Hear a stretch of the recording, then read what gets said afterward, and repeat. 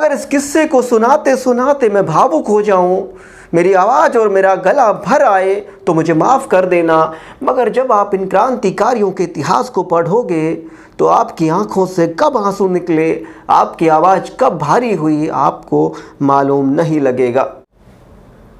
मनुष्य का रक्त बहाने के लिए हमें खेद है, परंतु क्रांति की वेदी पर रक्त बहाना अनिवार्य हो जाता है।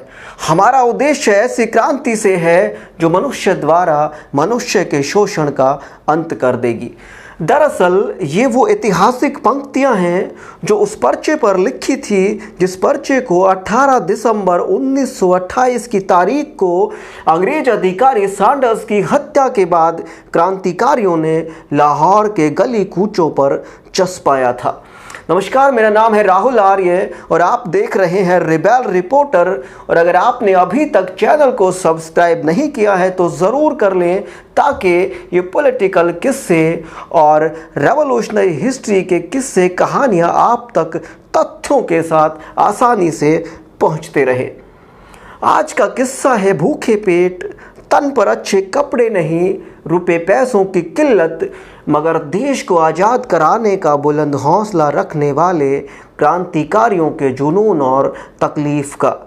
जुनून ऐसा कि चंद्रशेखर आज़ाद और भगत सिंह जैसे क्रांतिकारी दूसरे साथियों को भरपेट खाना मिल सके, इसलिए कई दफ़ा ये कहकर खाना छोड़ देते थे कि हमें भूख नहीं है। जुनून ऐसा कि पैसे की किल्लत को दूर करने के लिए इन्हें अखबार बेचने से भी परहेज नहीं था। जुनून ऐसा कि ये क्रांतिकारी कई दफ़ा खुद को गर्म सलाख से दाग लेते थे, ये जानने के लिए कि आखिर उनमें दर्द बर्दाश्त करने की ताकत कितनी है। कहीं पुलिस के हाथ पकड़े जाएं तो उनके राज न खुल जाएं, वो कहीं कमज़ोर न पड़ जाएं।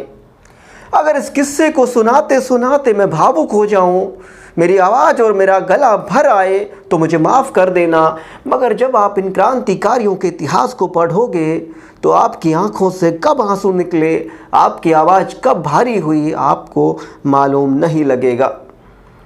17 दिसंबर 1928 की दोपहर को हिंदुस्तान सोशलिस्ट रिपब्लिकन आर्मी के क्रांतिकारी लाहौर की सड़कों पर सरकारी शिकार के लिए निकल चुके थे।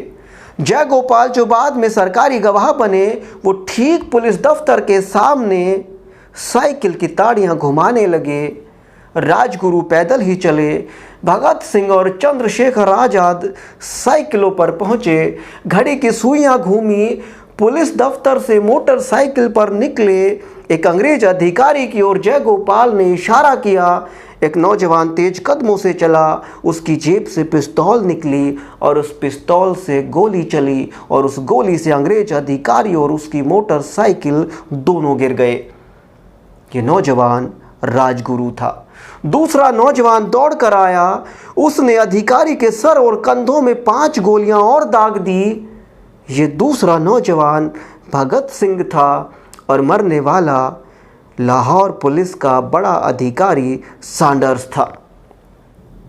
भगत सिंह और राजगुरु डीएवी कॉलेज की ओर दौड़े। उनके पीछे कुछ पुलिस या सिपाही भी दौड़े।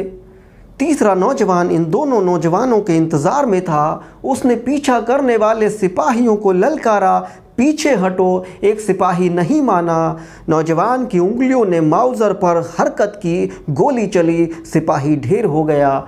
ये तीसरा नौजवान चंद्रशेखर आज़ाद था। डीएवी कॉलेज के हॉस्टल से 2 साइकिलें निकली। एक साइकिल पर राजगुरु और आज़ाद निकले, दूसरी पर भगत सिंह निकले और थोड़ी देर में ये साइकिलें लाहौर पुलिस की जद से दूर जा चुकी थी।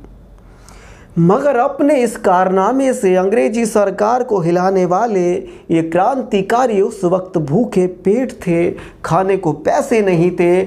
आज़ाद ने जयगोपाल को किसी से खाने के लिए पैसे मांग लाने के लिए भेजा। जयगोपाल अपने दोस्त बंसीलाल के पास पहुंचा, उससे 10 रुपये मांगे, पैसे लेकर वापस लौटा। तब भूखे पेट ही अंग्रेजी सरकार को हिलाने वाले इन क्रांतिकारियों ने अपना पेट भरा। पैसे और खाने की दिक्कत एक दिन की नहीं थी, बल्कि इन्हें हर रोज़ कुआं खोदकर पानी पीना पड़ता था। मगर ये तकलीफ़ें इन क्रांतिकारियों के हौसले को कम नहीं बल्कि इनके हौसले में इजाफा किया करती थी। और जब इन क्रांतिकारियों के बलिदानों को और इन क्रांतिकारियों के नाम को खुरच कर इनकी जगह पर किसी और के नाम को लिखा जाने लगा, तब पंक्तियाँ गढ़ी गई कि आज उन बलिदानियों की चर्चा भी नहीं, जलते थे खून से जिनके चिरागे वतन, मकबरे सजाए जाते हैं उनके जो चुराया करते थे कभी शहीदों के कफन। तो ये था किस्सा कैसा लगा मुझे ज़रूर बताइए। अगर आपने चैनल को सब्सक्राइब नहीं किया है तो ज़रूर करिए ताकि ये किस्से आप तक पहुंचते रहें। आज के लिए बस इतना ही, फिर हाजिर होंगे किसी नए किस्से के साथ। तब तक के लिए आज्ञा दीजिए। जय हिंद, जय भारत, नमस्कार, वंदे मातरम।